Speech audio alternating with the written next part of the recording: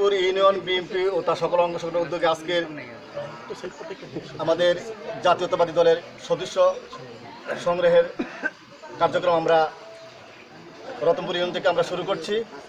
উপস্থিত যারা এখানে উপস্থিত হয়েছেন, বিএনপি নেতৃবৃন্দ, যুবদলের নেতৃবৃন্দ এবং ছাত্রদলের নেতৃবৃন্দ, আপনাদের সবাইকে আন্তরিক ধন্যবাদ, শুভেচ্ছা জানাচ্ছি।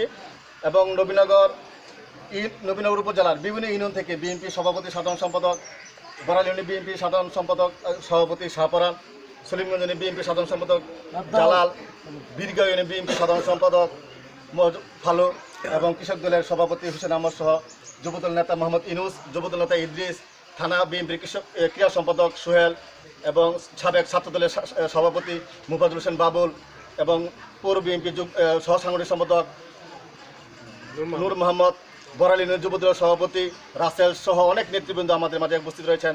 আপনাদের সবাইকে আমি আমার ব্যক্তিগত পক্ষ থেকে বাংলাদেশ জাতীয়তাবাদী যুবদল নবীনগর উপজেলা শাখার পক্ষ থেকে আন্তরিক ধন্যবাদ, শুভেচ্ছা জানাচ্ছি।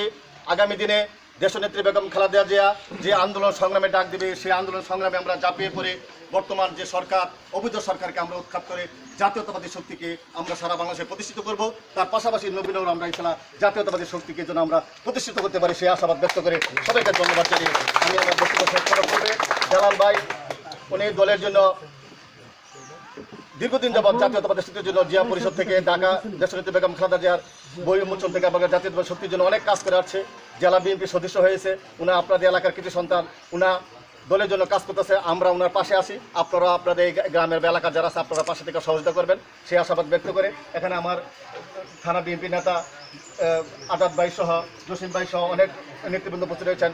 সবাইকে আবার ধন্যবাদ। আপনারা যারা মুরব্বী আছেন এলাকা সবাইকে ধন্যবাদ জানিয়ে নবীনগরের পক্ষ থেকে, যুবদলের পক্ষ থেকে আন্তরিক ধন্যবাদ, শুভেচ্ছা জানিয়ে আমি আমার সংক্ষিপ্ত বক্তব্য এখানে শেষ করছি। খুদা হাফেজ। বাংলাদেশ জিন্দাবাদ, বাংলাদেশ জাতীয়তাবাদী যুবদল জিন্দাবাদ, শহীদ অমর হোক দেশনেত্রী বেগম খালেদা জিয়া জিন্দাবাদ। ধন্যবাদ সবাইকে।